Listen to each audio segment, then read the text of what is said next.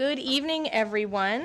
We are assembled here for our June 10th Committee of the Whole, and we are going to resume from a session that was begun earlier this evening, where we had an in-camera discussion related to land and personnel matters, and we are back now in public session. So welcome, everyone. We've got a really full gallery. It's great to see. So just opening my agenda here. I'm going to leave people a second to get settled. Okay. All right. So we'll begin with any items to add to the agenda. And I believe we had one previously added. Councillor Brent Sampson, you wanted to add one. Did you want to bring that up?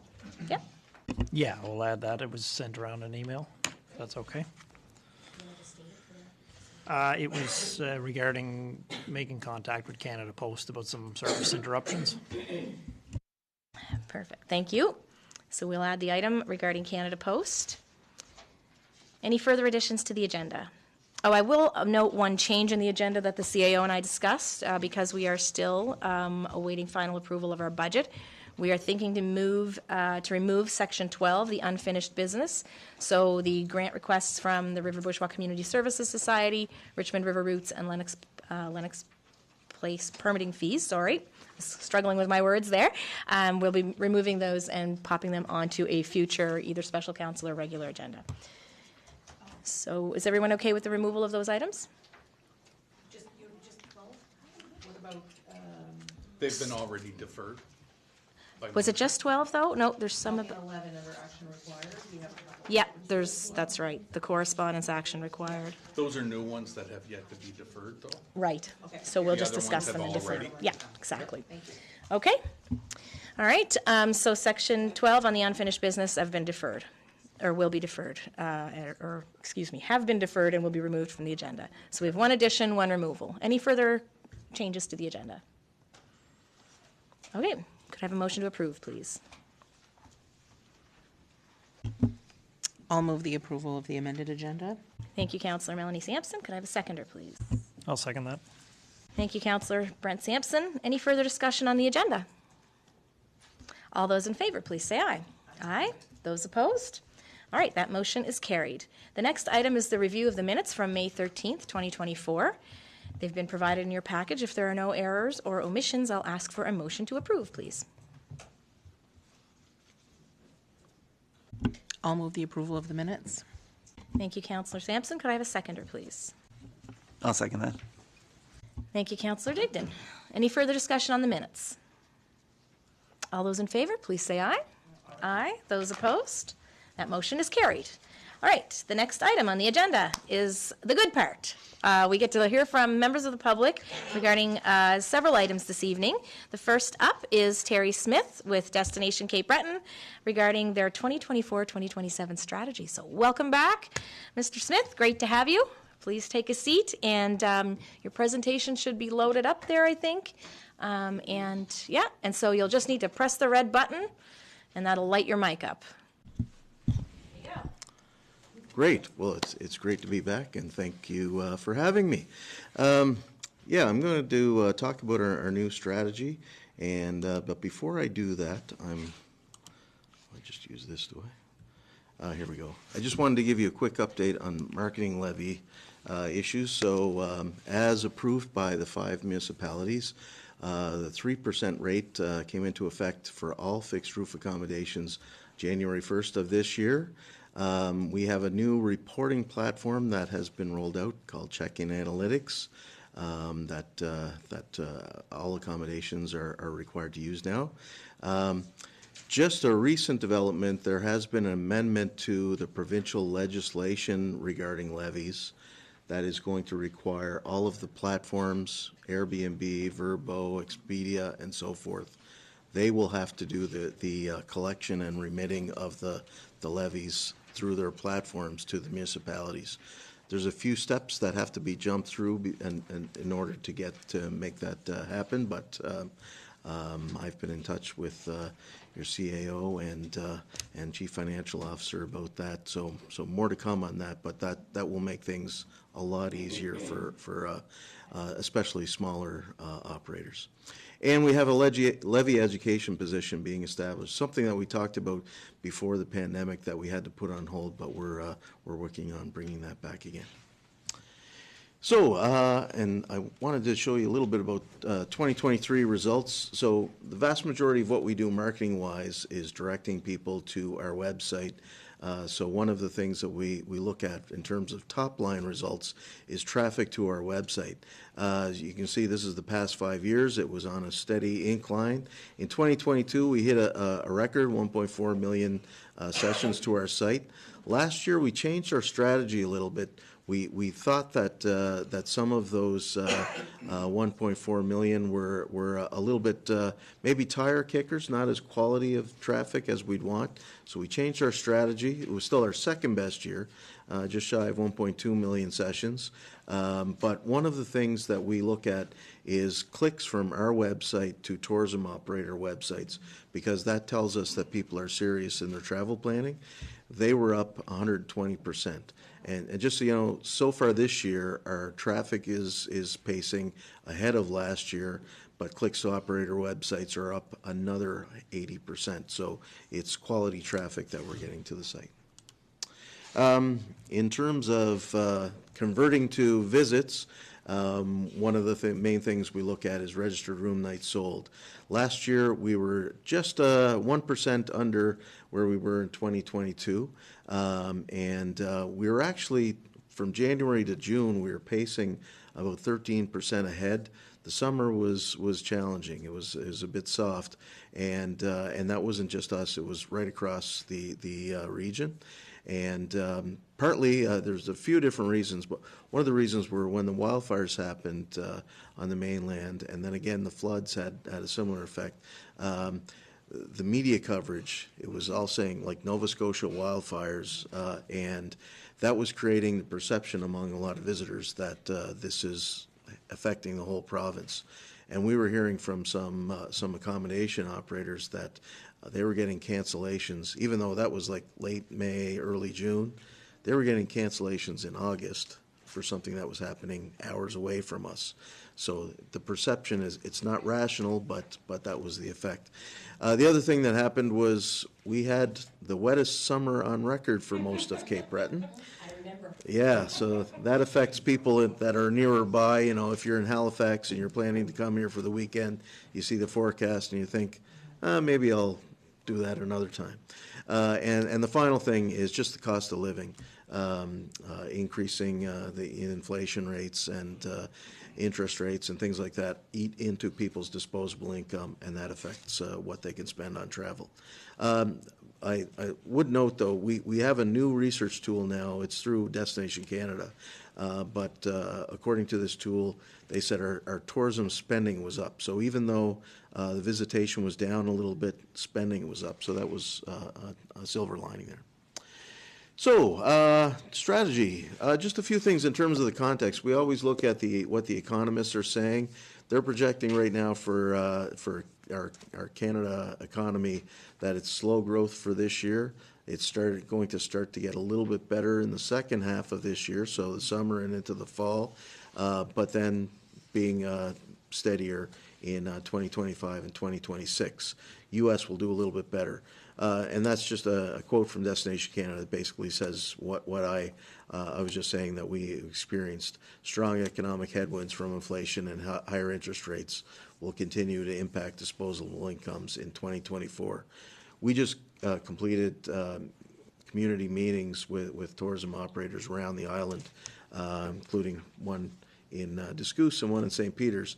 And I asked operators there, how are your bookings looking? And it was all over the map. So I think, if we can match what we did last year, we'll be doing good, but we'll have to wait and see. There's a lot of uncertainty.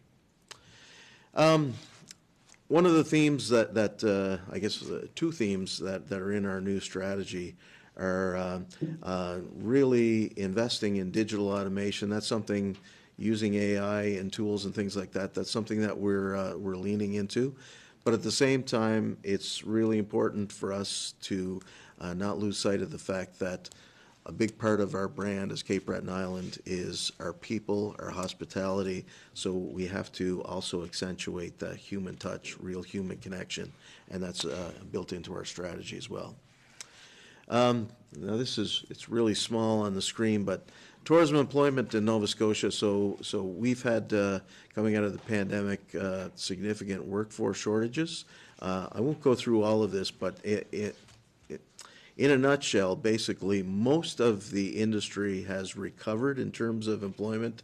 The one area where there's a gap is in food and beverage. Across the province, it's almost 4,000 positions that we're short right now compared to pre-pandemic. And CBU did some research the past year of operators on the island, and the number one unfilled position on the island is cooks.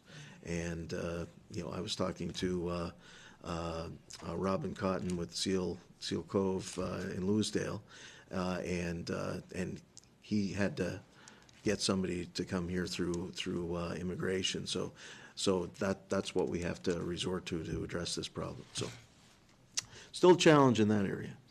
Just a few highlights. So we worked with the partnership with Cape Smoky and the CBU and a few other partners on an economic impact assessment for the tourism industry this past year. The partnership really took the lead on this. One of the things that the consultants did within this report was they prepared scenarios in terms of future growth. Like if you do this, this will be the economic result. And there's three of the scenarios that they looked at that we said, okay, these can have really strong returns, so we want to focus on them. One is extending the length of stay. So right now, the length of stay on Cape Breton Island, according to the most recent Tourism Nova Scotia stats, is 4.4 days. They said if we can extend that by 1 day, that would equate to $125 million per year in extra economic impact. Growing year-round tourism, if we can increase tourism between November and April by 12%, that would equate to $70 million. And attracting high-value visitors, people that will spend a little bit more. If we increase the average visitor spend by 10%, $58 million. So we looked at that research and we said, okay, that gives us some solid information upon which to build our plan for growing our industry. So we have 6 goals, and 3 of them are directly related to that study. So the goals are enhance the brand as a bucket list destination, one of the top islands in the world, responsibly grow visitation, emphasizing shoulder and winter seasons, increase the average length of stay by 1 day, increase average visitor spend by 10%, elevate the quality of the visitor experience, and become recognized as a truly sustainable and inclusive destination. So I'm just going to give you a couple of highlights from the strategy related to each one of those goals. But enhancing the brand, we have a new campaign. You may have seen it. I don't know if you've been watching the news and on Live at 5 or News at 6 particularly. You might see our TV ad. But it's all focused on those authentic connections with the island, its culture, and its people. So we're getting solid reviews on that, so we're pleased with what it looks like, and it's all about smiles, like you're seeing there in that photo. Concierge network. So this is one thing that we're building towards. We're working with our visitor information centers around the island, and we're really trying to support them more. We used to. This goes back probably 7 or 8 years, but our organization used to play a stronger role in managing and supporting visitor information centers. We got paid a good chunk of change by the province to do so, so we couldn't do that anymore. But we have some more resources. We feel that these folks are key folks in terms of making that human connection, but helping people learn what there is to do in the area and hopefully stay longer. So we're investing more into those folks. And official ambassador program. So Cape Breton University created Cape Breton Island Ambassador micro-credential. It's a fancy word, but it's an online course that you can take. It takes about an hour. It depends upon, you can go at your own pace, but it takes roughly about an hour. But they've had quite a few people go through this, and we're talking to them about building this into a program, like a network of volunteers across the island that we could mobilize in some way to help us, again, promote that human connection, but play a role in some way. Growing year-round visitation. So with the marketing levy expanding, a big chunk of that will be invested into our marketing, of course. So we're expanding our marketing program, mainly more advertising, primarily digital advertising, and the creation of more content. So you will see us capturing more photography, more videos, and so forth, developing more blog posts, more itineraries, things like that on our website. We will also have an increased events focus. Events can play a significant role in attracting visitors in our shoulder and winter seasons in particular. So we'll be trying to do both attracting events, but also working with existing events to see how they might be able to grow and expand. For example, I've had some discussions about the Lobster Fest in St. Peter's, and I've planted in their minds, maybe that could be bigger. Maybe it could include, the whole South Coast. But anyway, these are just preliminary things, but we have to start dreaming and looking at these things. Continuing to develop winter, spring, and fall. Right now, you can see a photo there of the Grand River Falls, but we have waterfall season that we've started a couple of years ago, and that's going on right now. We're seeing an increase, and we have an app for that, increase in app downloads and scans. When you get the app, there's signs at all of these waterfalls that you go and you scan, and you can win a getaway. And increasing air access, so working closely with the Sydney Airport in terms of increasing air access into there. But we're also talking to the folks at the Alan J. McCacken Airport. We think there could be potential for a seasonal commercial route, even if it was one day a week, to go into there. So that's something that we're going to look at building a business case with the airport for. Increasing length of stay. One of the things that happens with Cape Breton is people get the idea, and there's a number of reasons why everybody talks about the Cabot Trail.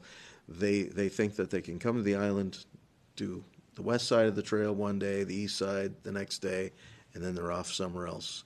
And so we've been trying, but we've got to do more to combat that with week-long stay messaging.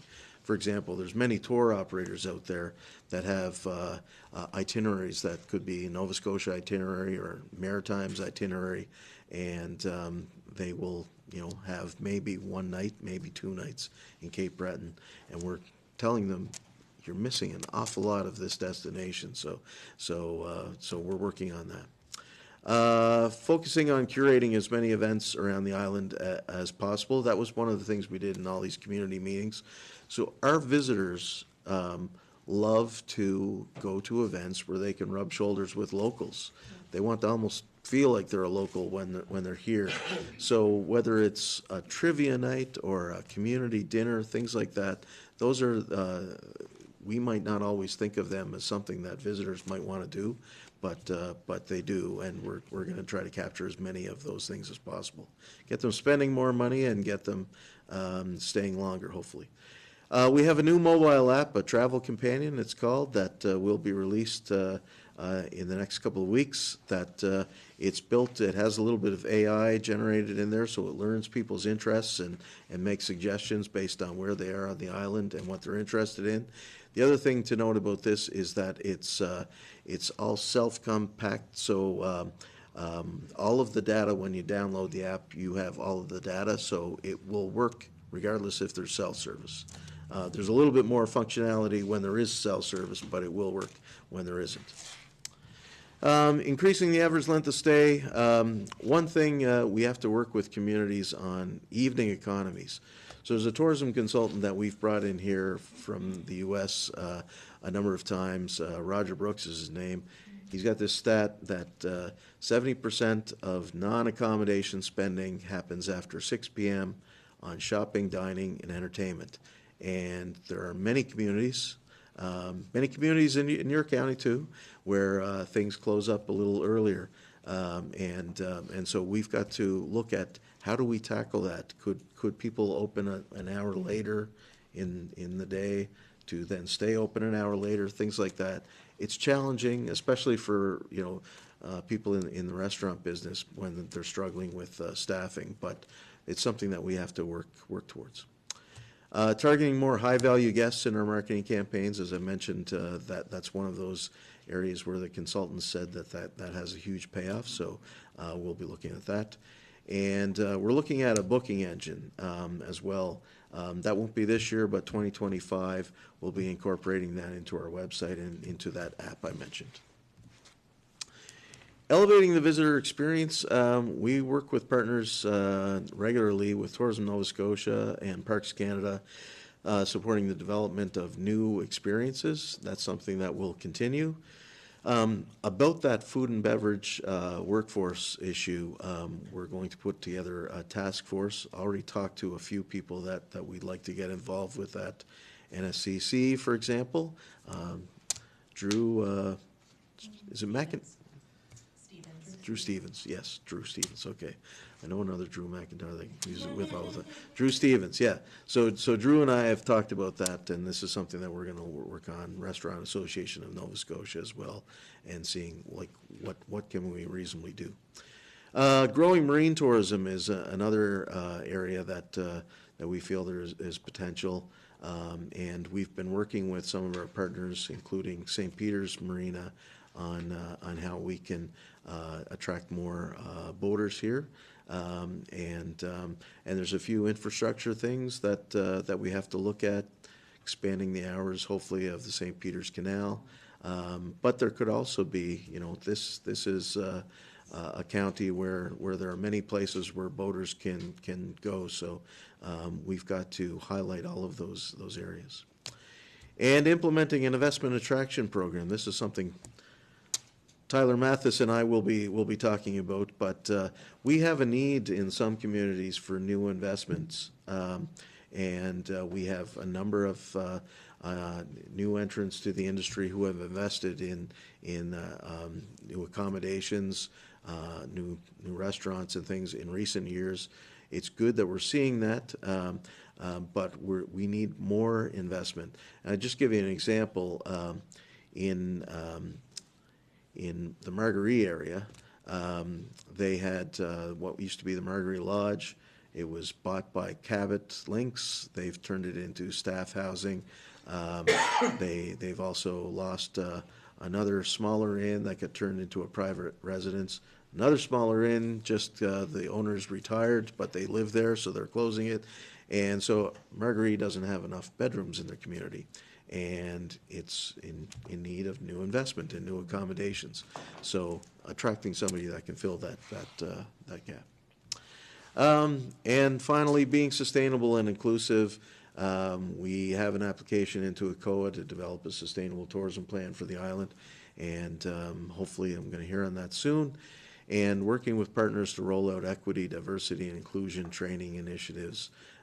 So things like, for example, we've recently become Rainbow registered to go through a process to be more welcoming to our 2S LGBTQ plus community, and there are about half a dozen operators on the island that have gone through that. Pepperell Place Inn in St. Peter's is one of them, I know, but we'd like to see more operators go through that training. There's also, we've been talking with Nova Scotia Indigenous Tourism and Cape Breton University about rolling out a program for Mi'kmaq cultural training. So that's another initiative.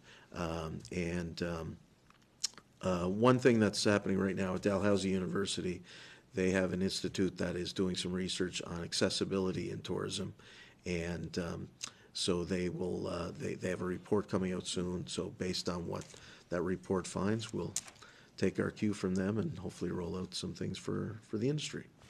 And I know that's a lot of information, but happy to take any questions, and you can see the full strategy there, or I can send it through. Thanks, Terry, so much. Just, I guess, right off the bat, I love the idea of the ambassador program, and I did some poking around on the CBU website.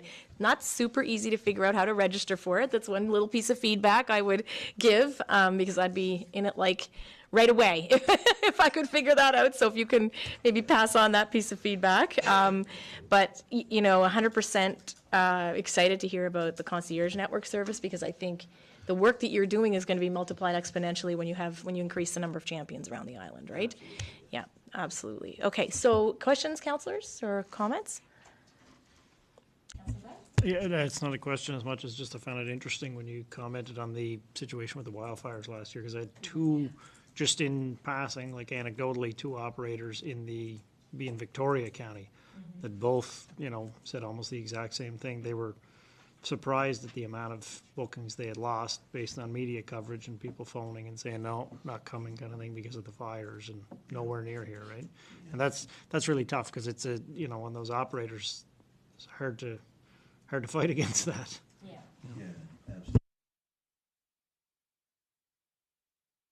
Sorry. Just so you were, one of the things that we're working on, so let me start. We've talked to the province about this, and we've said, totally understand, like, you've got like an emergency on your hands, but for Tourism Nova Scotia, maybe if their role could be to get more of the message out about where is safe to visit, and try to correct, just to educate potential visitors on what's happening out there. So it's a hard balance. But we're working on an open for business campaign that's ready to roll out. So if a disaster happens, and I mean, we even saw it with Fiona, where the eastern part of the island, suffered more damage, but there's people in other parts of the island that are saying, we're open, we're ready for business, but nobody's coming. And so you do have to balance that. And some people will say, well, that's a little tone deaf, but there's people that this is their livelihood at the same time. So you have to balance that, being sensitive to the emergency, but understanding that people are trying to run a business.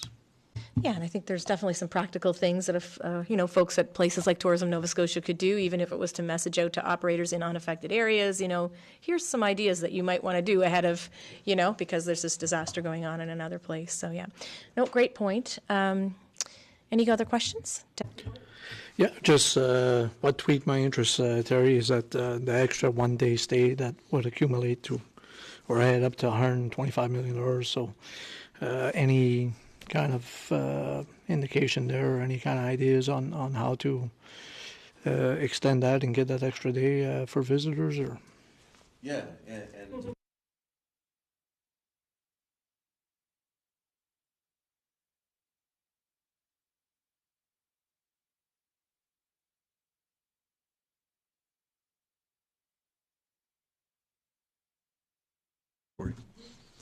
one of the things we'll be creating more content that educates people on everywhere there is to go around the island. We'll be looking at some of those tour operators that I mentioned. We'll be bringing them in on familiarization tours so they can understand, what there is in this part of the island and so forth. So it's a multifaceted approach, but it basically takes a lot of work, a lot of messaging. And there's probably need for some new investment too. Sometimes it's giving people compelling reasons why they want to come to other parts of the island. I mean, where my mind goes, Terry, and being in the tourism industry myself, I think of package deals. You know what I mean? Like when we look at this county, for example, there's almost a festival every week in the summertime, right? So, trying to have the mentality and having the approach that, it could be complementary and not competitive. I know everybody's fighting for a piece of the pie or whatever, right? But if things could be complementary instead of competitive, to say, we're having this festival this week, and next week it's a festival in Almadam, and the following week it's one in Lodwez and one in St. Peter's, and put package deals together to the point where maybe a visitor gets the tail end of one festival and the beginning of the following festival, and you extend that stay by 1 day, right? So that's, yeah. Great. Thank you, Deputy Warden, and thank you, Terry. I think we'll have to leave it there for questions for this evening. Really appreciate you coming in, and your presentations are always spectacular and make me feel warm and fuzzy about the place we live.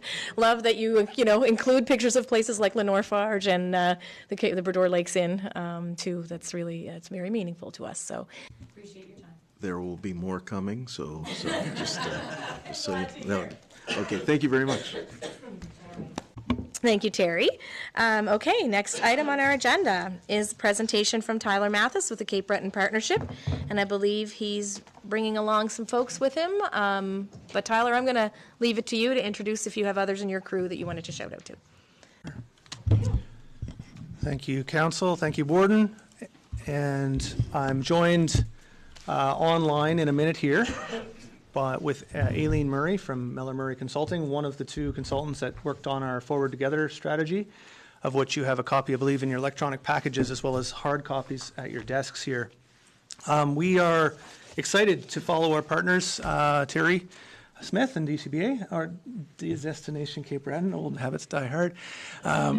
It's a great partner, and I think complementary to the strategies, and Terry and his team have been excellent advocates of that industry in particular, and we wouldn't be able to move forward without their partnership. So I have a few topics here today. I will kind of start this discussion and end it. And in the middle, Aileen Murray, who, like I said, was one of our excellent consultants on this strategy. We'll talk a little bit about that strategy, a little bit about our regular reporting, who I believe this chamber had a briefing from Martin when he was with our partnership team, but still part of our larger team. We're happy to collaborate with your staff here, as well as a bit on the staff, some of which are in the room supporting the work in Richmond County, and an updated multi-party agreement that we've been working on with the Liaison Oversight Committee. So first, the Forward Together plan, the vision is there, the mission is there. This came out of a lot of work that started with pre-pandemic. And so it was almost ready to go, and then March happened. And so this actually was a welcome pause, though. It would have been quite useless to have a strategy delivered just before that happened to our communities. And so now we were able to take that data and move forward with Aileen and David Campbell from GPIA. And we were really excited to do that with them. We work collaboratively, of course, the Cape Breton Partnership, not only with the Regional Enterprise Network that's supported consistently with Richmond County, but also with many of the people in the Strait of Canso region, as well as the private sector folks. This strategy really is not about the Cape Breton Partnership. It's not as much even about the Cape Breton Regional Enterprise Network. It's about a group of like-minded organizations and leaders across this island moving forward together, including Destination Cape Breton, as you saw earlier. This strategy is guided by these 6 guiding principles, and what that means is that as we had these discussions with our consultants in small community halls and in council chambers and with people, these things really bubbled to the surface. So collaboration in community, something common to our communities, and some of these themes you'll remember from Doug Griffiths talking with us at Petit Gras last year. Relationships and reconciliation being extremely important, energy and optimism. Something that our board really focused in on was a need to be optimistic. Inclusion and diversity, and people and environment very working together as things that are necessary prerequisites for our success. And then innovation and creativity, something that we've already had our oars in the water with, not only with the MIT REAP process, but with other things that we see in communities across this island every day. And so with that, I'm going to turn over to Aileen. Aileen, I think you can hear us online. I hope so. Maybe. Yes, I can. I just have to hit the unmute, and I'm here. Perfect. So Aileen, I'll move the slides as you want to discuss and introduce yourself, and it's over to you. Perfect. For the next a little bit. Okay. Well, thank you very much, Tyler. And I'm sorry I can't be there in person. I do love spending time with Cape Breton, but just wasn't possible for this for this presentation. But I did want to jump right into the next slide, Tyler, please. There you go. We have, there are 6 strategic pillars that I will be walking you through, and related with and underneath those 6 strategic pillars, there are 22 actions, and many of them have multiple components. So it's quite a comprehensive strategy. There's a lot to chew on here, but they all fall in line with those principles that Tyler talked about. And you'll find that there's actually quite a bit of correlation with the tourism presentation that you just saw, which I think is an excellent sign that we're all working in the same direction. So when it comes to people, we certainly recognized, as you heard in the tourism presentation, that there are not enough young people entering the workforce to replace those that are retiring, and there's certainly not enough to support the sector growth opportunities that we see for the region.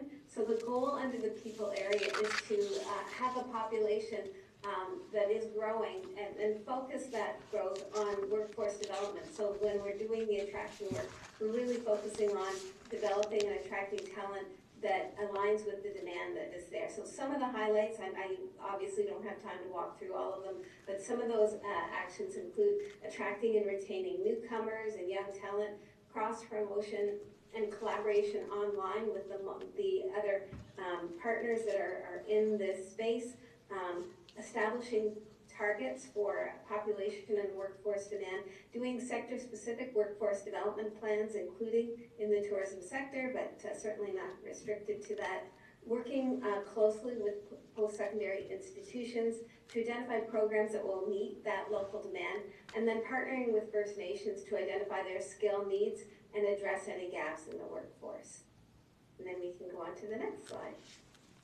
So the second pillar then is inclusion, and developing an economy that works for everyone was a really important consideration in the strategy. We want to make sure that there's greater participation and an economic benefit for all individuals who live in the Cape Breton area, including those that are currently underrepresented and marginalized. So this is really that focus on equity and inclusion and finding ways to boost household income and reduce poverty by providing opportunities to find employment and position those underrepresented and marginalized people to best benefit from the economic opportunities that are in the region. So we'll be identifying target groups with low participation in workforce development, educating employers on the benefits and the process for hiring immigrants, and collaborating with First Nations communities to address those skills gaps in the workforce. We can go on to pillar 3, which is reconciliation. And the goals for reconciliation are really about using economic development partnerships as a tool for reconciliation, working with First Nations and communities to achieve what are their economic development goals.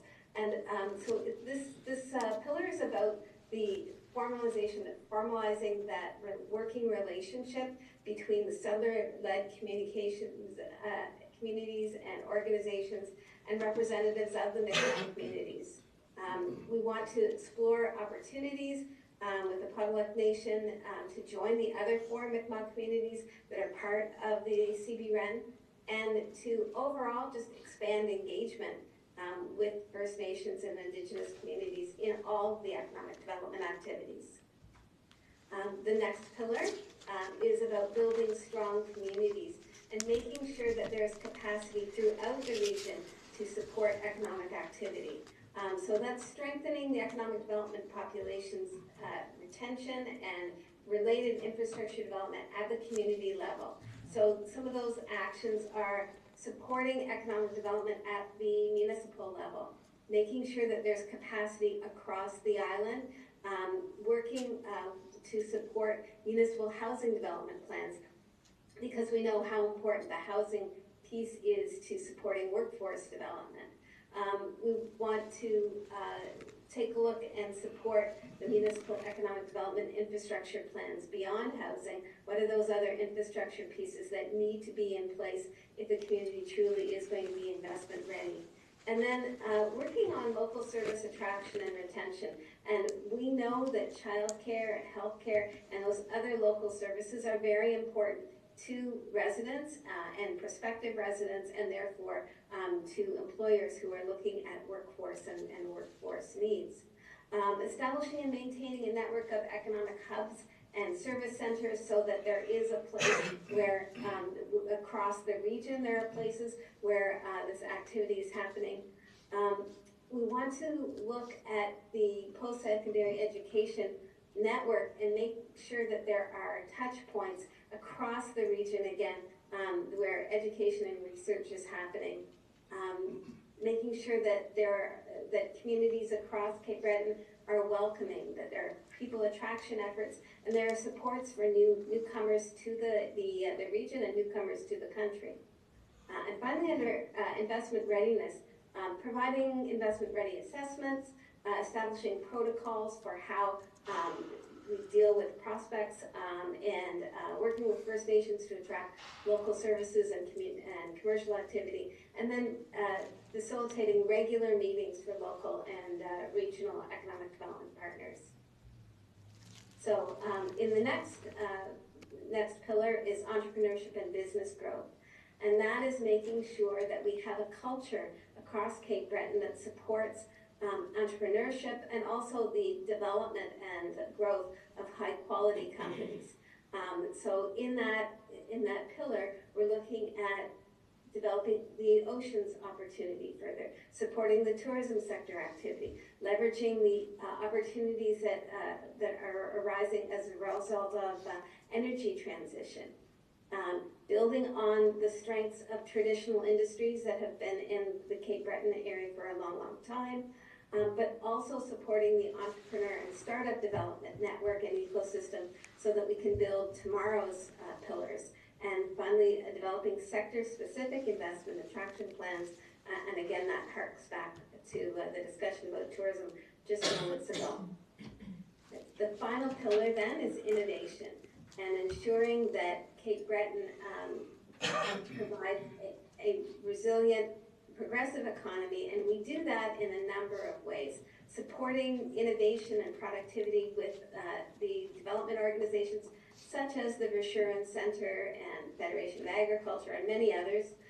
We expand rural access to capital. Innovation doesn't have to happen just in the urban centers, and there's lots of really fantastic work that is happening in the rural areas, but they need that capital investment to make it come forth or to realize the true opportunity. Connecting local businesses and sector-specific partners with opportunities for innovation, so connecting them into that innovation network is an important role through the strategy. Leveraging and partnering with the research that's happening in post-secondary education, and finally ensuring that Cape Breton benefits from the research and innovation that's happening in Halifax, but should be across the entire province. So that was a very, very quick run through, and I'm sure there'll be some questions later, but I've tried to give you a bit of a highlight of what is involved in the strategy, and I will turn it back over to Tyler. Thanks, Aileen, and I'll go through a bit more, Warden and Council, and happy to take any questions as you may have today or otherwise. And so we are really pleased to be here. We were pleased to present this to the Liaison Oversight Committee, as I mentioned, made up of the senior administrative and political leadership of all the First Nations and municipalities of the CB-REN. And so some of the next steps we have moving forward is our business plan. So that is 95% done, ready to go to the board at the next board meeting of the CB-REN. And then this presentation is the first of presentations to all of the municipal councils of the CB-REN, and followed thereafter, after elections are done, with our First Nations neighbors to present this as well. And then the development and deployment of an implementation workbook. That's something new that we've decided to do. You can see an early draft there on the visual. The idea of that is to we're working on a funding application now. It'll involve another person, is to take this pretty dense document and take it to sewing clubs, to Lions clubs, to community centers across as we can over the year, and say, this is a document that you can use. This isn't a Cape Breton Partnership document or necessarily a Richmond County document, but what can you do to help guide your activities in your community? How can your other organizations work with you on your plans? Can you use this strategy as a guide to your boots on the ground activities, or perhaps to a funding application yourself? Then the idea is to have that person revisit those communities after some time, say, hey, how's it going? Not expect them to give a report card, but help them move along. And that way we believe we'll truly be able to use this as moving forward together and not just as individual organizations. Our thought is that this ties back to the work that was done with the Prosperity Framework well before my time, but certainly that laid the groundwork for some of the success we're able to enjoy right now. In the next few minutes here, I'll touch a little bit on reporting and information, as well as the staff that are serving to you in your efforts, and the updated multi-party agreement. There you have the cover of the to-be-finished economic development business plan for us, and like I said, to be released after acceptance by the board.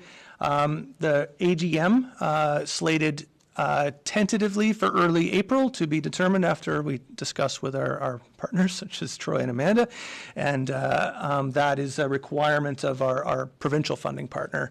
And so that's something that has been not quite achieved in years past, and so we're working to achieve that as part of our agreement with our provincial partners. And the information activity reports, we plan to have them quarterly, as have been discussed with Martin at the previous time. For staff, there's a great big green circle for the to-be-determined new economic development officer for Richmond County, Town of Port Hawkesbury, and that person will be starting next week. Rochelle Sampson has agreed to be part of our team, and we're excited to have her. And that was a great discussion with her and the CAOs as we made that decision collaboratively. And so we're probably signing that employment contract tomorrow. So I guess we're live now, so we've made it real.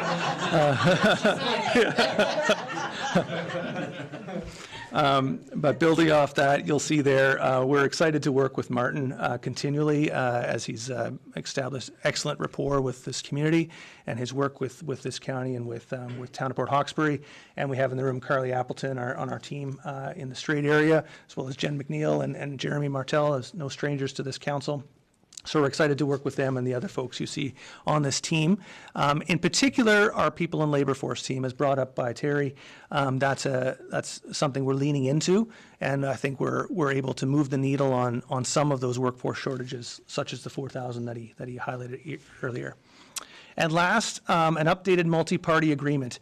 This was presented and has come after many iterations. The previous agreement lasted until this last year. And we're proposing and have approval from the LOC to move forward to each council, such as yourselves. The copy is in your package. But essentially, this explicitly enables the addition of future partners. As Aileen alluded to, the strategy encourages us to work forward, in particular with our friends at Baudeladeck, and those conversations have been started. And also, of course, to our provincial government, who would be the other half of that funding arrangement.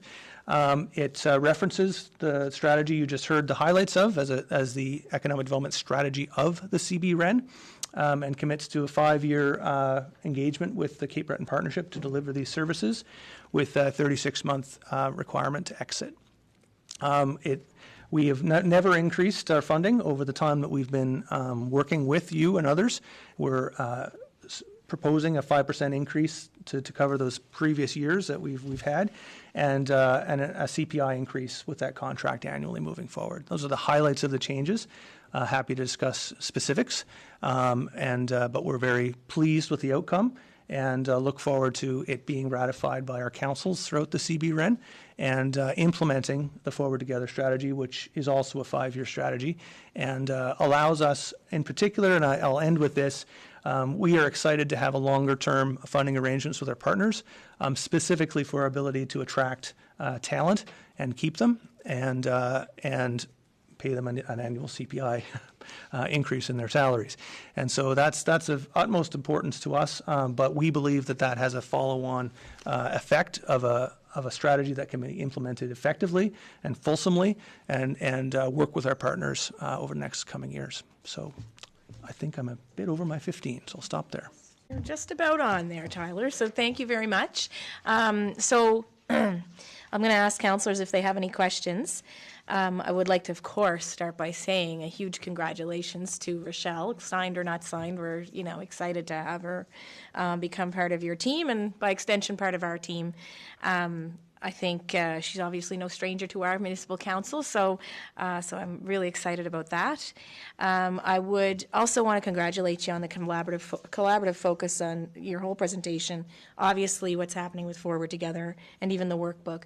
You mentioned groups that are sitting here in the room this evening that you're working with. Whether it's Lions Clubs or Destination Cape Breton Association, and I think that really.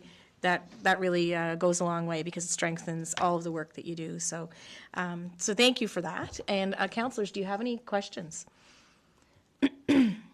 No? Okay. So I guess at this point, you'd be looking for a couple of motions from us this evening, Tyler, is what I'm understanding, that you'd like an endorsement for the Liaison Oversight Committee to accept the plan as the economic development strategy of the CBREN, and then also move to commit to aligning Richmond County's economic development efforts with Forward Together. And that's the kind of the note that we've discussed here. So would something to that effect be appropriate at this time? And I'll get you to press your button. And Thank you for that reminder. Yes, that would be excellent. We enjoy a productive working relationship with the LOC, but I think it wisely deferred the final decision to each individual council, and I think ensuring we have we're armed with those specifics would help all of our partners, the province included, and. I will point out too that this endorsement is something we are bringing to our provincial partners. I want to be clear, they have not yet committed to a 5-year funding formula. It's in working with my fellow CEOs across the province. It is something we want a united front on, and we have an increased number of RENs committing to multi-year contracts in an effort to show value across the province and request that the province do the same thing. They have been excellent partners coming to the table every year, but nonetheless, it's not a multi-year, and so with the endorsement of the CBRENs participating First Nations and municipalities, we plan to extend our employment contracts to 2 years instead of 1, and should our other funding partners match your commitment, we'll be then able to offer longer terms after that. yeah, I remember it well. Staff retention on a 1-year cycle, it's really difficult. Okay, so councillors, we can discuss this motion. I'm wondering to get it to the floor for discussion, if I could have a mover that the Committee of the Whole recommend to Council to endorse the LOC's acceptance of the Forward Together plan as the economic development strategy of the CBREN, and further move to commit to aligning Richmond County's economic development efforts with Forward Together. Could I have a motion to that effect? And then we'll open for discussion once it's on the floor. Yep. I'll make that motion. Councillor Digdon, could I have a seconder? I'll second that. Thank you, Councillor Melanie Sampson. So, discussion, councillors. Any questions? Councillor Sampson. So what you're asking here, would this lock us into that 5-year commitment? And I'm going to hand this maybe back over to you, Tyler, but this is an endorsement to bring it forward to the province, because really there's not going to be a commitment until we know that the province would be committed as well. But Tyler, maybe I'll ask you to comment. So this first motion is for the strategy, Councillor, but I can answer the question for what I anticipate to be the second motion. Yes, in effect, it would. It would be a 5-year commitment. So all other leaders of the other members of the CBREN have agreed at the LOC, but it does have to go to each council for ratification. And the idea is, yes, for a 5-year commitment, but it's a 3-year out clause. So should we not perform, a notice can be given, and we have 3 years to pick up our socks and make sure we deliver. And that's what we think is an adequate time frame for us to be able to work forward together, ironically, as it were. Yeah. Nice. Okay, Councillor Sampson, does that answer your question? Yeah, okay. Any other questions from councillors, concerns? Councillor Miller? I always have concerns when we're locking future councils into commitments that are financial in particular. So Yeah, I understand. I guess I would say that's generally been the business of council, though. We've done the same thing on fire services and with other, types of contracts as well. And I know it's a little uncomfortable, but it's part of the job is that long-term planning, I guess. And we can only do the best we can do with the information that we have, I think is yeah. Any other questions? Or Tyler, yeah? I can respond a bit. It is, I completely understand that, and I think it's something we'll have I would hope all councillors and all councils would ask the same question. We feel like the previous iteration also transcended a municipal election, and we felt, as we struck this balance, and we discussed it a lot with my colleagues across the province, the 5-year is a long time. The 3-year was to ensure that is within a municipal election cycle, and to ensure that it's not circumventing that process. So. Thank you. I forgot where that 3-year piece came from, but that's exactly what that was. Okay. Any other questions from councillors? Okay. All those in favor, please say aye. Aye? Aye. Those opposed? Okay, so the motion is carried with 1 nay vote. And the next motion, I think, that's being sought from this presentation would be that the Committee of the Whole recommend to Council to agree to sign the multi-party First Nations and municipal agreement as endorsed and recommended by the CBREN Liaison Oversight Committee. So this is particular to the agreement, and that's the suggested motion at this point. If councillors feel that they would like more time to think about that and review the document, we can certainly move that to in the council meeting coming up at the end of the month, if you'd like to have a little bit more conversation. So you can, maybe I'll just do a quick check-in, and Councillor Digdon, would you like to do that now, or? Yeah, no, I think I'd like to wait till later.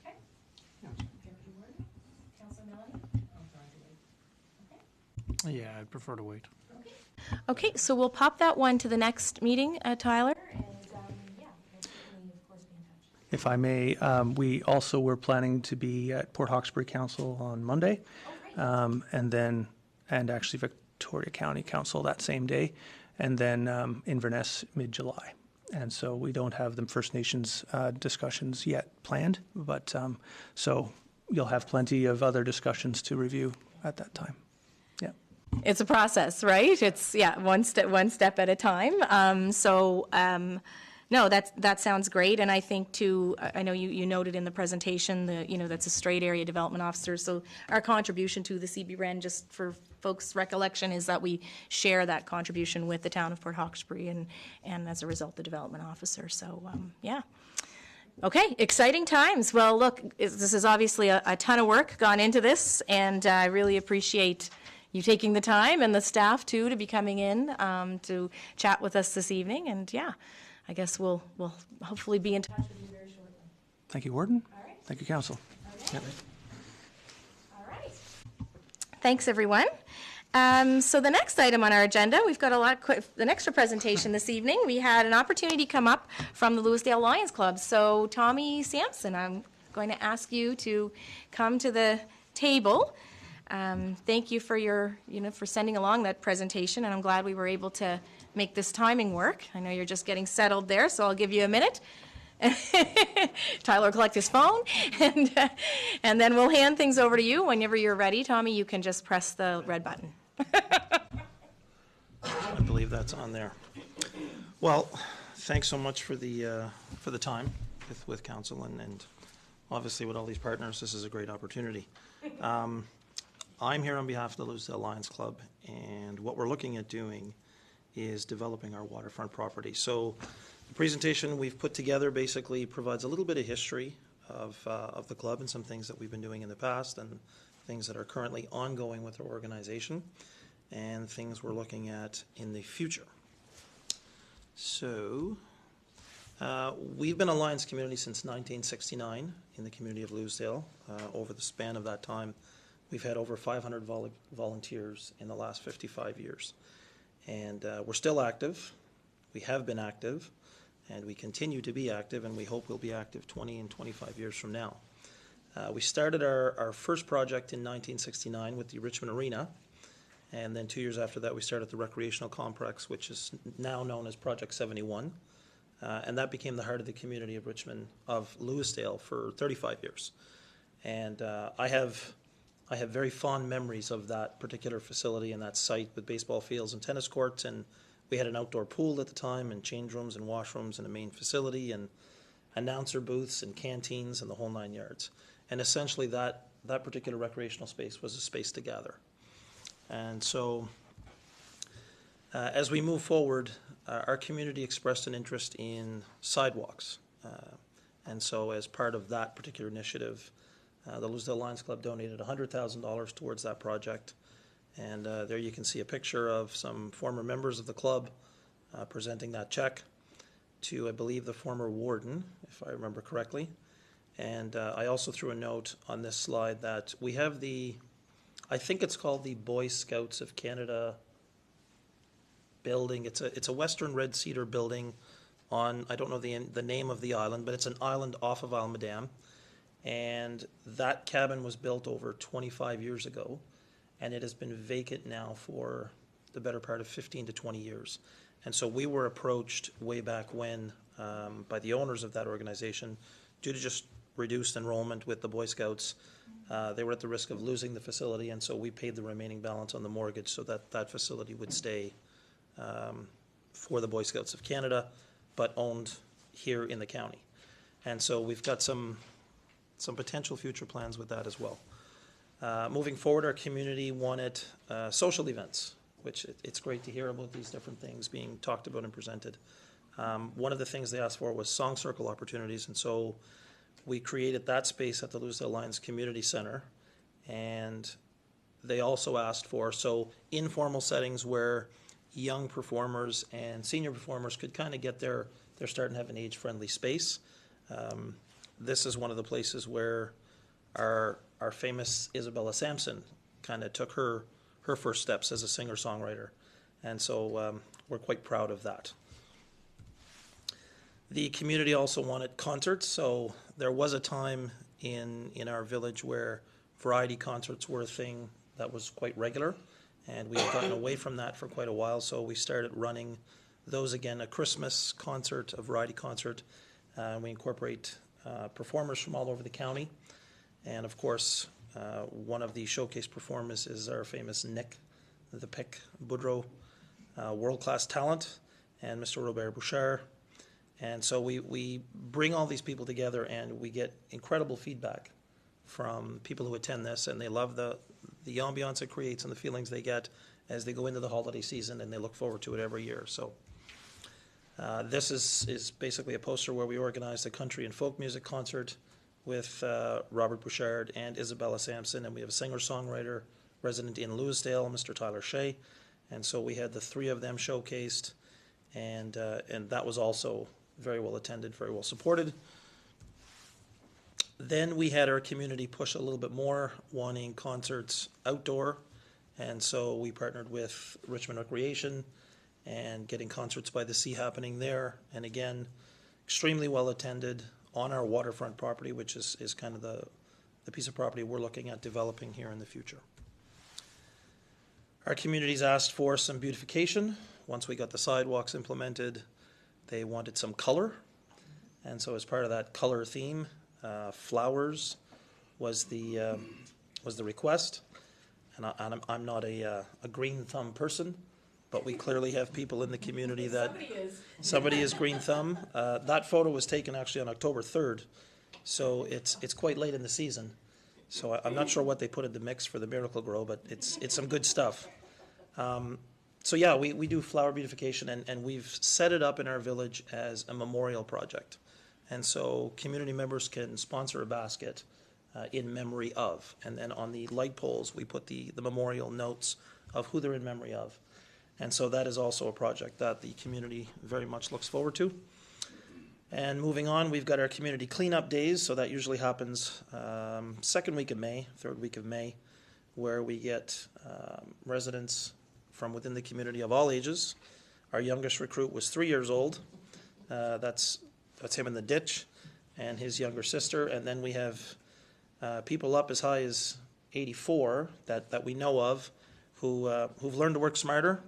They bring a big long pole with a nail on the end of it or a spike, and rather than go down into the ditches with rubber boots, they poke the garbage from a distance and pick it up, and they get the kids to pull it off those spikes and put them in the bag. So it's a great community project. At the end, we all gather at the waterfront property and we have a barbecue, and we usually have residents that show up with coffee from Tim's and the whole 9 yards, and it's a fantastic project.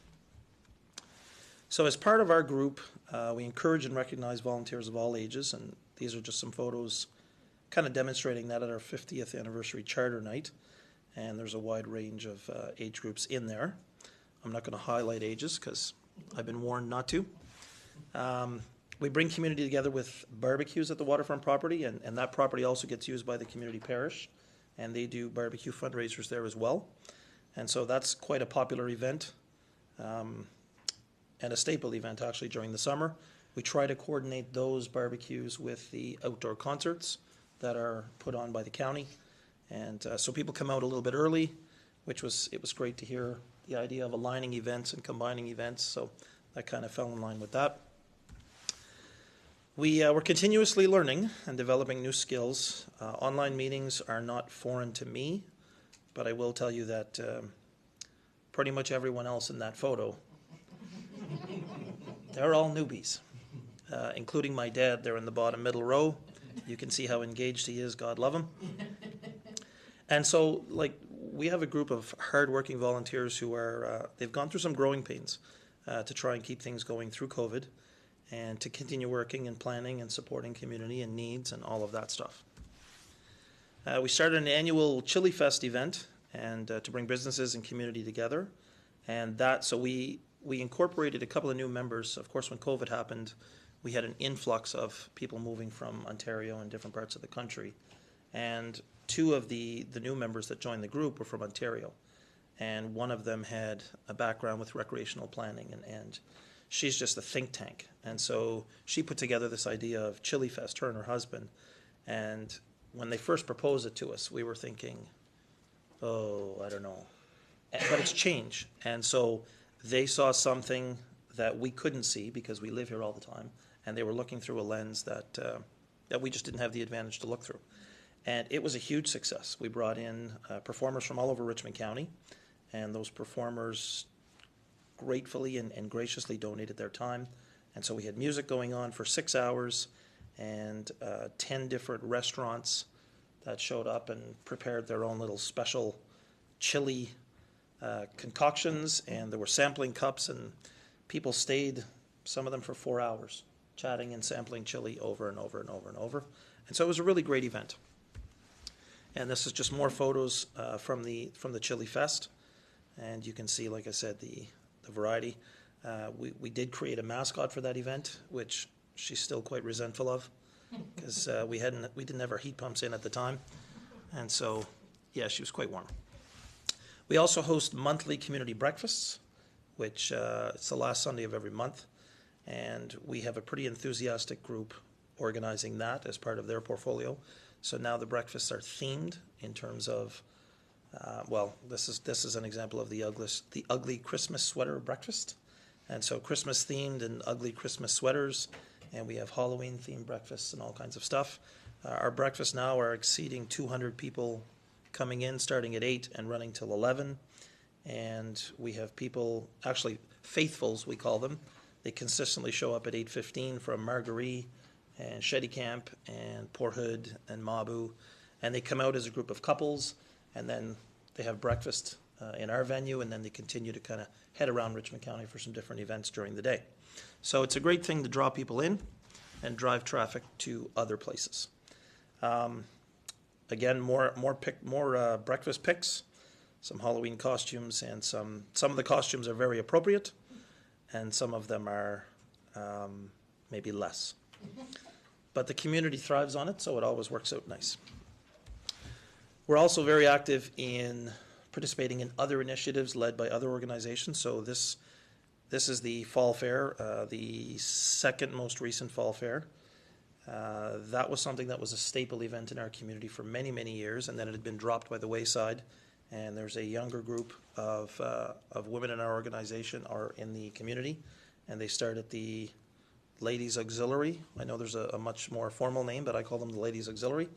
And they headed this initiative back up, getting the Fall Fair Parade back in place. And so we participated in that, put in a float, got some costumes for the Lions mascots and all that stuff. And we put some of our senior-most members on the float. And it took us a while to get them on the float and off the float. But they were troopers. And they were fantastic. So some music and some great public relations. We host an annual tree lighting event at our waterfront property in December. So right now, that is hosted pretty much for families right across the county. We've got fireworks, Santa picks, we've got gifts handed out, campfire music, music coming out of the back of a truck, Jingle Bell Walk, and the list goes on. The gifts that are given, if you can see Mr. and Mrs. Claus in the photos, she actually hand makes 200 gifts every year. Some of it's sewn, some of it's crafts, and we purchase some coloring books and some crayons and different things. And so we make sure that every child that shows up leaves with a gift, and of course some hot chocolate and some hot dogs and all that fun stuff.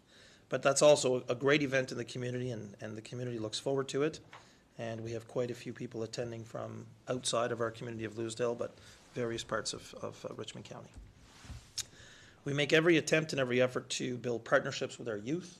So this was a recent renovation project for our shed, our storage shed, which had fallen into a bit of a decrepit state.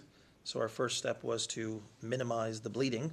So we put on a new roof, and then we solidified any of the water damage inside.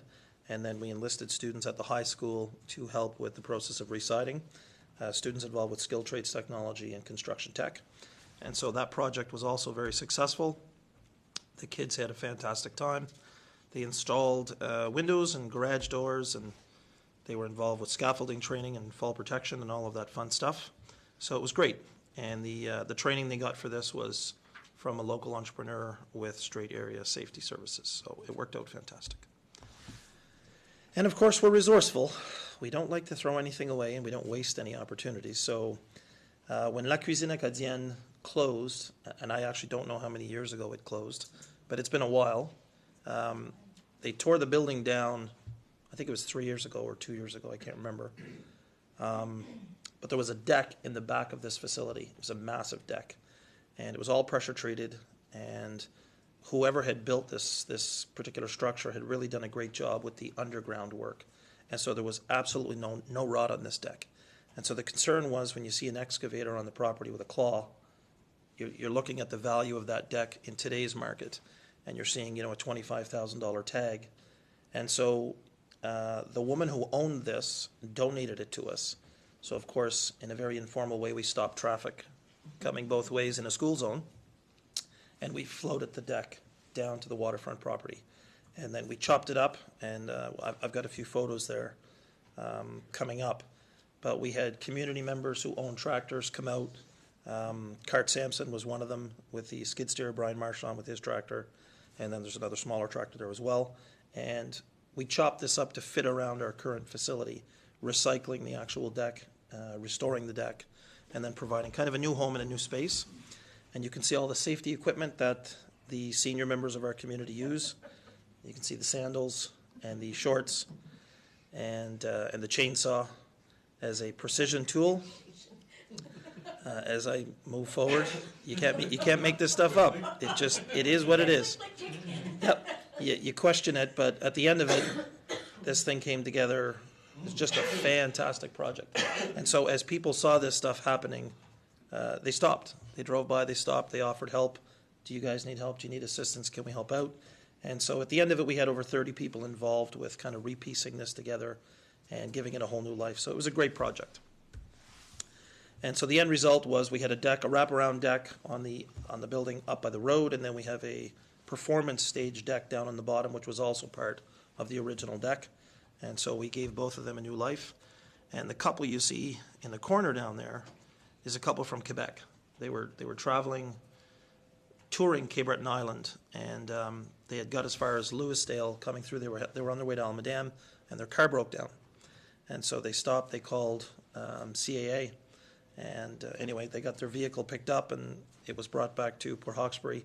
And the gentleman who picked the vehicle up said, well, if you guys are looking to just have a picnic, there's a place in Newsdale where you can stop. And so they showed up and they were all French and they chatted with us for a bit. And then they just held hands and walked down, you know, late 70s, walked down to the water, sat at the picnic table, and they sat for the better part of 4 hours while their vehicle was repaired. And so had we had more to offer on this property, vendor booths, things like that, they may have spent more money. So this brought us one step closer to where we want to be. And while all of that was happening, we collected eyeglasses, CPAP machines, pop can tabs for wheelchairs, provided Meals on Wheels service. We ran Father's Day events with annual donations of $1,500 to both the Straight Richmond Hospital and the St. Anne Centre. We helped with medical needs in the community and outside of our immediate community all across Richmond County. We provided space for cadet programming. We have Canada Summer Jobs for student employment. We offer bursaries for high school graduates. We maintain a lift chair program for seniors across Richmond County who are in need. We fundraised for families in need. We held meetings.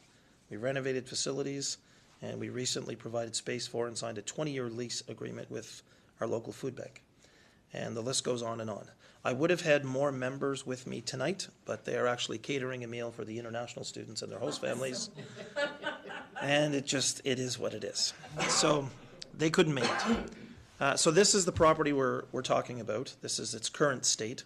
It's on Seal Cove Harbor. Beautiful, beautiful place. Very serene. And that's the current condition of it as it is right now. And this is the vision. This is what we're looking at. And so the lower level of this property will become an outdoor amphitheater. And the upper level will become where you can see those people walking. There's kind of a flat space there where we can set up for washer toss and ladder ball and things like that. And along the left-hand side of the property, you can see 3 vendor booths where we're hoping to encourage local artisans to bring their stuff out whenever there's events hosted here.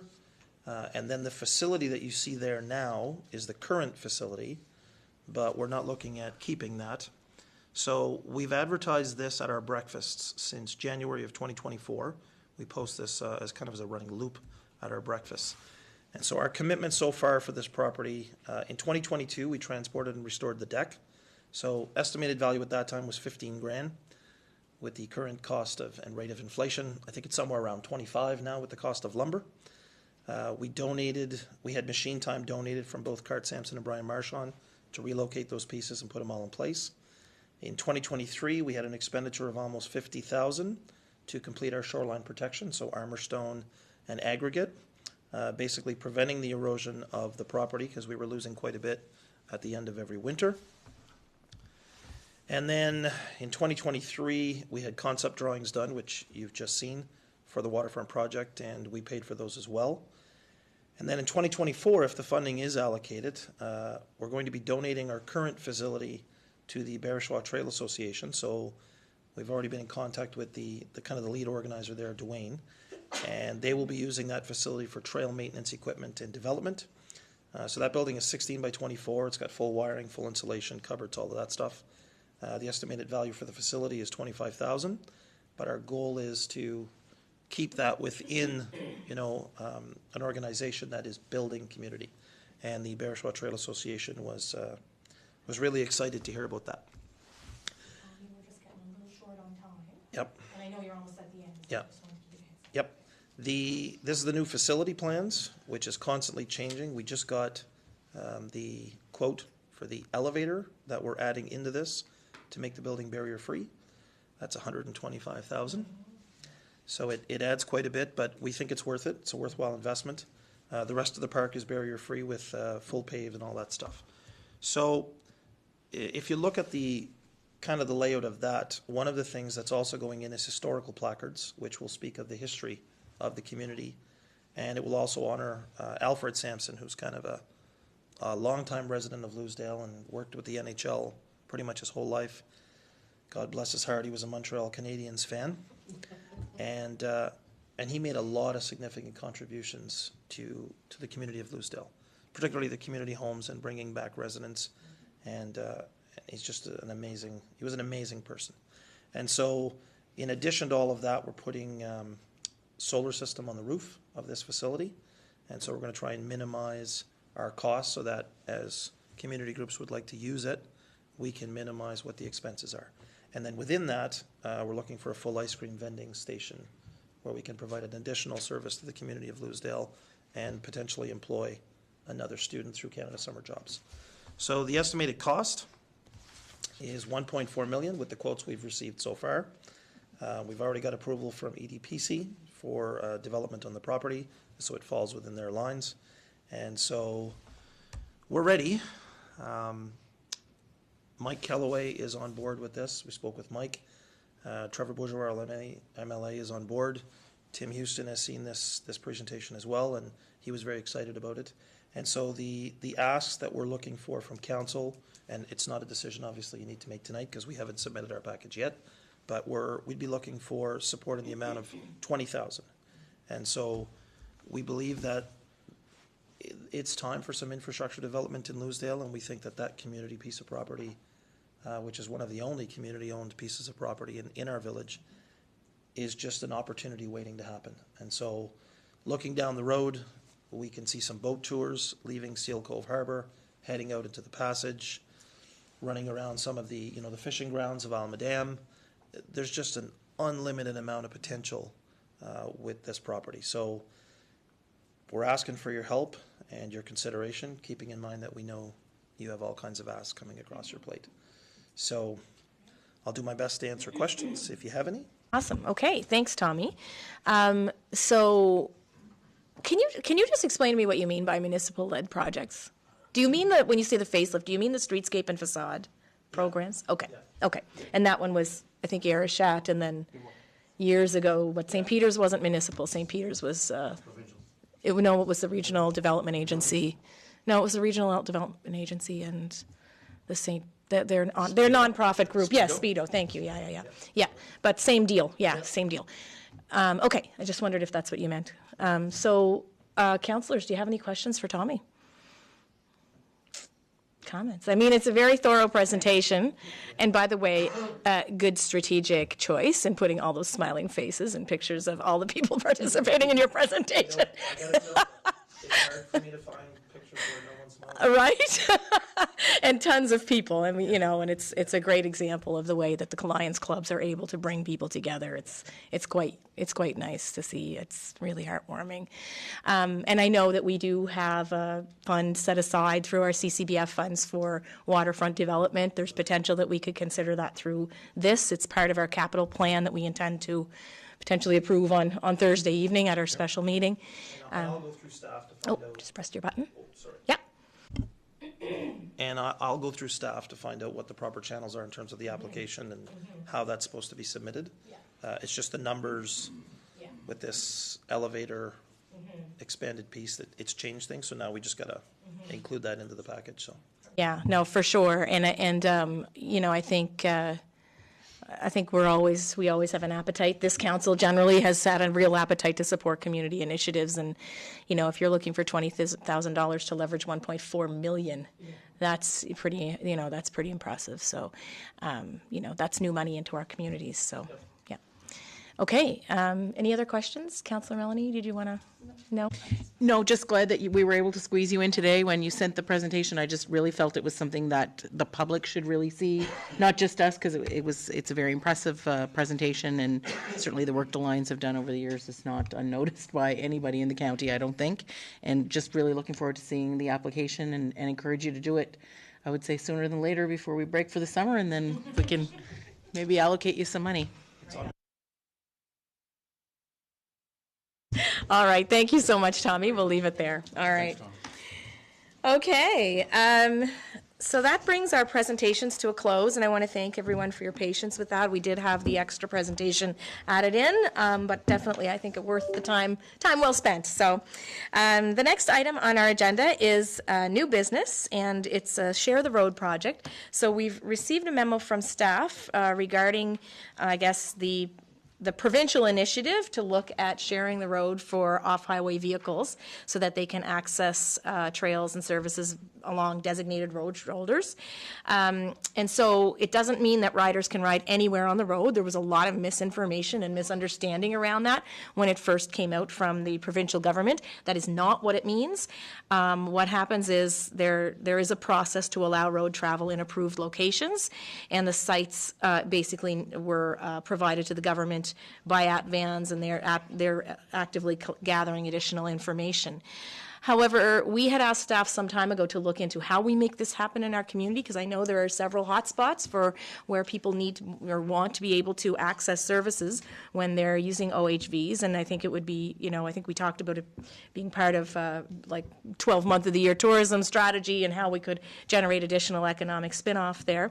Our staff has been in touch with the coordinator for AtVans, and it's looking like we need to have a bylaw in place to give access to municipal roads for OHVs when they want to access them. Now, that's specific to municipal roads. Most of our roads are provincial. However, there may be a need for this on some of our roads as well. So the idea would be to look for a motion to essentially defer this to policy and bylaw for future discussion. Councillor Brent? Yeah, I'd be happy to make that motion. Thank you to Shannon for the work on this. Okay, the motion's been made. Could I have a seconder, please? I'll second the motion. Thank you, Councillor Melanie Sampson. Any further discussion on that item? Okay, all those in favor, please say aye. Aye. Those opposed? All right, that motion is carried, so please do extend our thanks to Shannon and team. Okay, the next item on the agenda is just the review of the Warden's Council report, so I provided that in your packages. If there are any questions, I'm happy to answer them now. I do want to just do a highlight of the Nova Scotia Federation of Municipalities webinar that I participated in. Myself, Mayor Pam Mood, and I believe it's Deputy Mayor Jeff Stewart from Colchester County participated on a panel called Insights in the Council Chamber, and it talked a little bit about our experience running and just both as from when we first time ran and then running again, and it's really designed to really generate interest in people running for municipal politics. So that's going to come out as a podcast a little later, so we'll be sure to share that along. Any other questions on the report? Okay. The next item on the agenda is the CAO operations report, and I'll just ask councillors if you have any questions, or CAO if there's anything in particular you'd like to mention. All of it? I wouldn't know where to begin, and I don't want to leave anybody out. Okay. All of the report. Any questions for Troy on the operations report? Yeah, go ahead. Do we have any, I know that right now you're working with BRELA and EDPC and legal to finalize that. Any idea on a timeline on? Soon.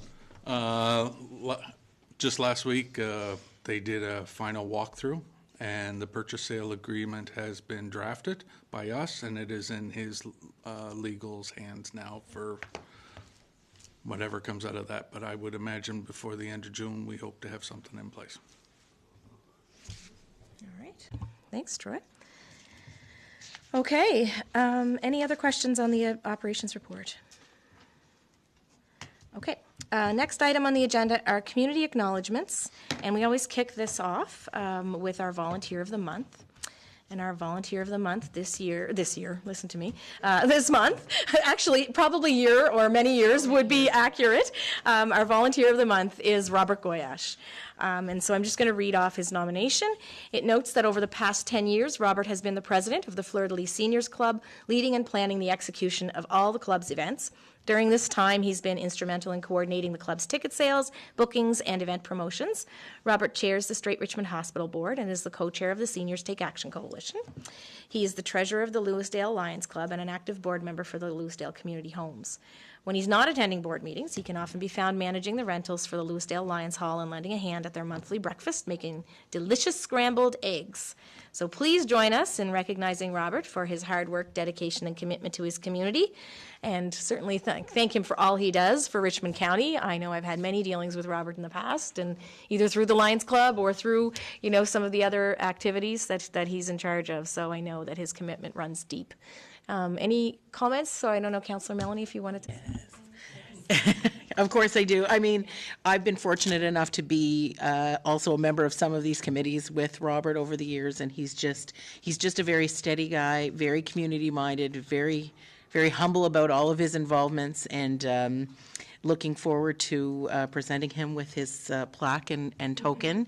As Tommy went through his presentation, you just see his face in so many of the pictures, and I think that's just reflective of what a great community member he is, and so deserving of the award. Thank you, Councillor Melanie Sampson. I couldn't agree more.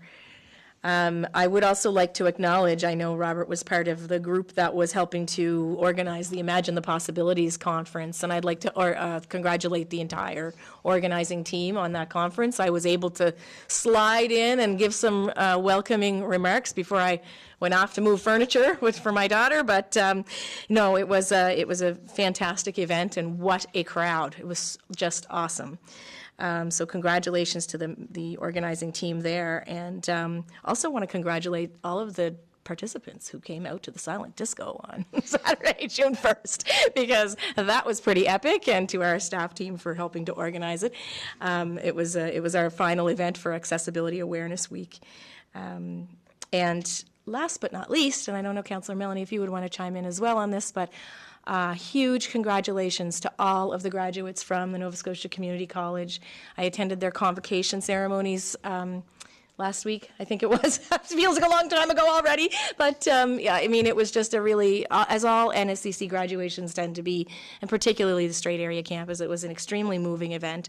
I can never get away without shedding a few tears, and you could just see all the possibility and the ambitions of the future in those students who walk across the stage, so it's pretty impressive to see. I don't know, Councillor, if you wanted to add anything, but congratulations to everyone.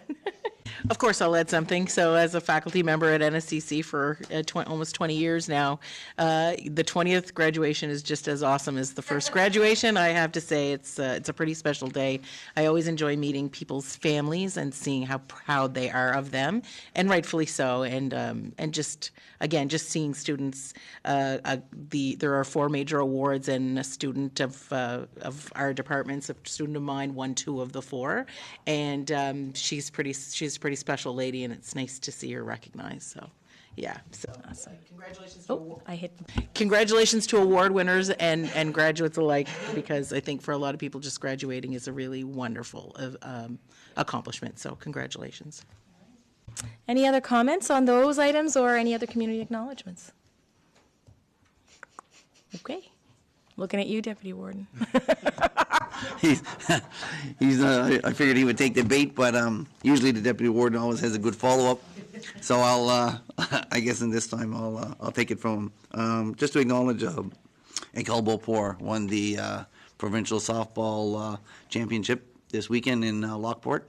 It's the first time that they brought a banner back in, I believe, something like 15 years, and the last one was in volleyball, so pretty impressive. A big shout out, I think Jack Bona from Lewisdale hit the walk-off home run to win the game in the bottom of the 7th inning. So it was pretty impressive.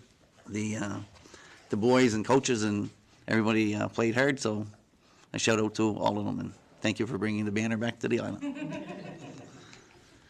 Back in Richmond County where it belongs, right? Okay. Any other community acknowledgements? Okay. All right, so hearing none, we're going to move on. And the next item on the agenda, we have several pieces of correspondence. And I'll start with the one from Jim Davis, who was the, I guess, former interim CFO, regarding the River Bourgeois Mariner Society for the Type 4 Regional Health General Grant Funds in the amount of $1,500.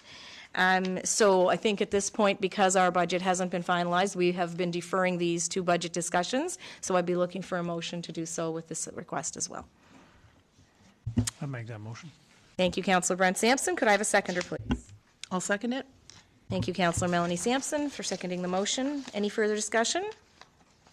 All those in favor, please say aye. Aye. Those opposed? All right, that motion is carried. The next item on the agenda is correspondence from Jeremy Carroll from Breelaw Homes regarding a request for financial support for building permitting fees. And I think, councillors, at this stage, again, because our budget is not completed, we'd be looking for the same type of motion to defer to budget. I'll make that motion. Thank you, Councillor Sampson. Could I have a seconder, please? I'll second that motion. Councillor Digdon has seconded the motion. Any further discussion? All those in favor, please say aye. Aye. Those opposed? All right, that motion is carried.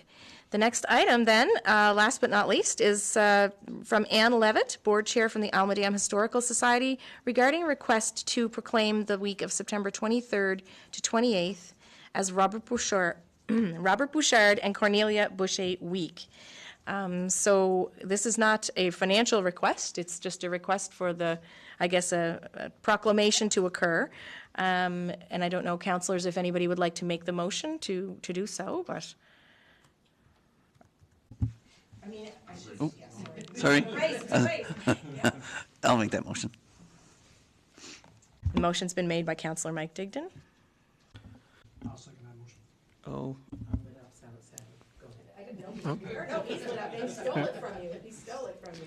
I feel like I'm on Jeopardy. I'll second that motion, yes. Thank you, Deputy Warden. So the motion has been made by Councillor Mike Digdon and seconded by Deputy Warden Sean Sampson to officially proclaim the week of September 23rd to 28th as Robert Bouchard and Cornelia Boucher Week. So all those in favor, please say aye. Aye. Those opposed? That motion is carried. And Troy, maybe if it's okay with you, you could follow up with them and just see if there's anything official that they need, or, yep, that would be great. Okay. Oh, is it there? Oh, yeah, it is there. Oh, my gosh, okay. All right, sorry about that, guys. I guess I will read it. They're going to need it signed, though, is what I'm assuming. Yeah, okay. All right, so whereas Robert Bouchard and Cornelia Boucher individually and along with their former spouses and bandmates enhanced the lives of people here and abroad with their musical talents, whereas Robert Bouchard and Cornelia Boucher brought joy and set the standard for professionalism and superior quality for their peers and those that follow in their footsteps in the music industry. Therefore, be it resolved that I, Amanda Mumbercat, Warden of the Municipality of the County of Richmond, on behalf of Council, hereby proclaim September 22nd to 28, 2024 as Robert and Cornelia Week in Richmond County. So that's awesome. I would encourage the residents of Richmond County to acknowledge the contributions of these honorees by sharing positive messages either in writing or at public events during their designated week. It's a great idea. Let's flood some social media with some positive news, right? I just wanted to mention, just because we're, in public session, is that they are going to have an exhibit on opening on September the 22nd with community festivities and other wonderful things. So encouraging people to take that in.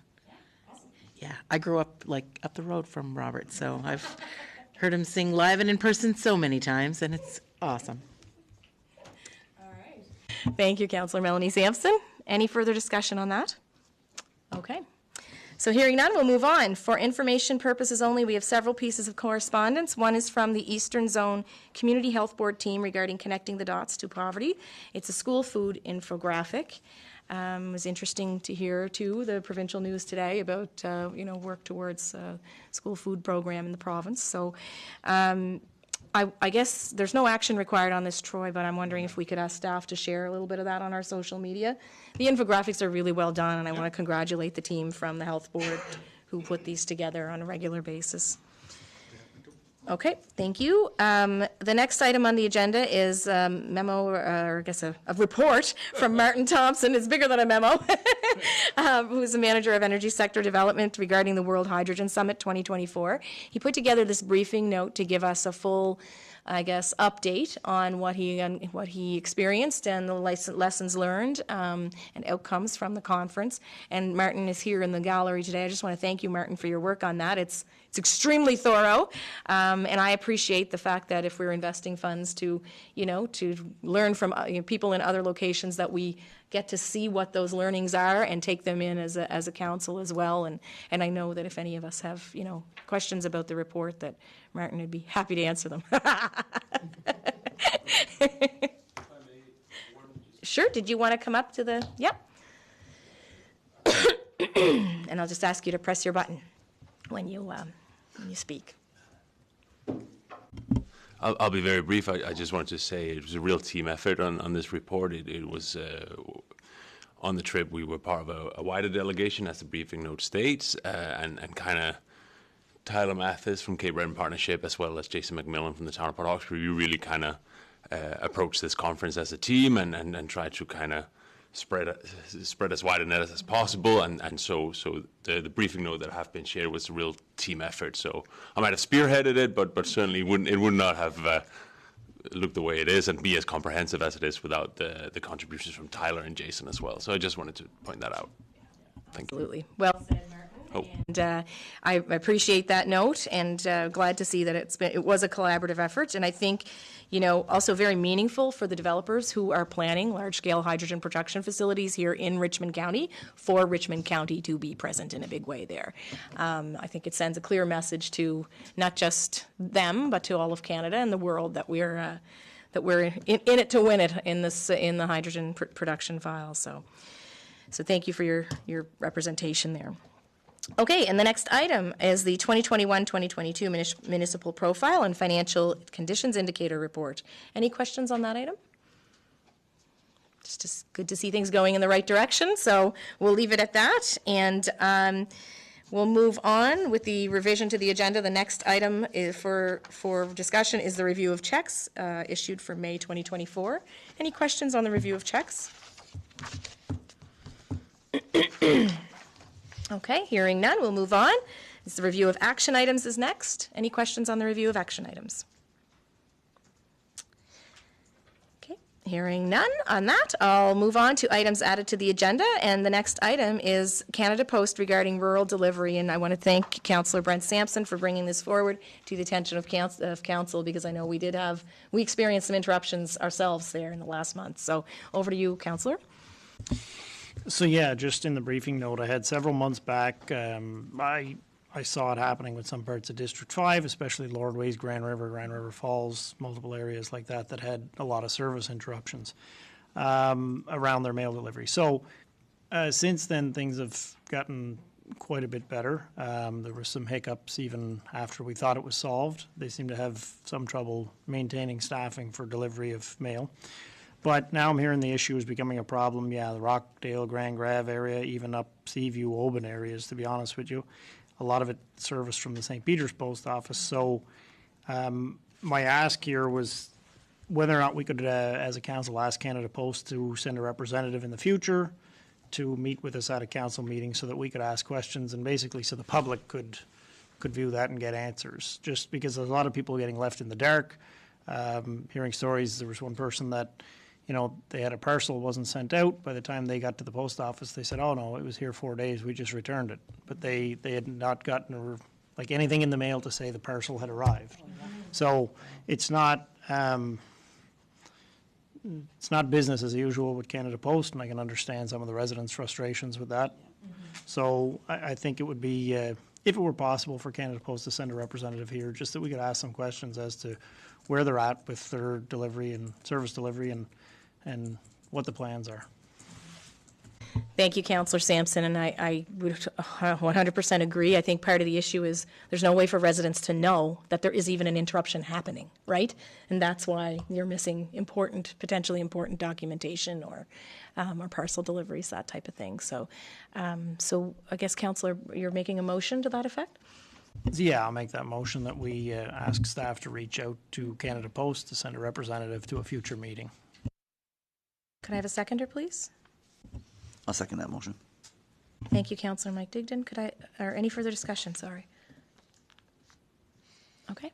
All those in favor, please say aye. Aye. Aye. Those opposed?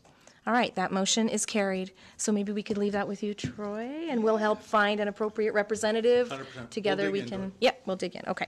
Thank you very much for that. Thank That's great. So the next item on the agenda is the 15-minute question period, as we're waiting for folks to either come from the gallery to ask a question or to call in to the number, which is 902-226-9885. I just want to do a quick shout out to Danielle, who is acting as our clerk today as part of our efforts at cross-training staff. And I know she's here with Shelley's guidance, and really think it's important that the county continues its work on business continuity and making sure that we have people to fill in gaps so people can take vacations or a sick day once in a while. So thank you, Danielle. This has been juggling with virtual, in person, all of the aspects of meeting have been in the meeting tonight. So trial by fire, right? All right. So any questions from the gallery? And I'm not hearing the phone ring. We'll just give it another minute or two. Well, 902-226-9885 is the number.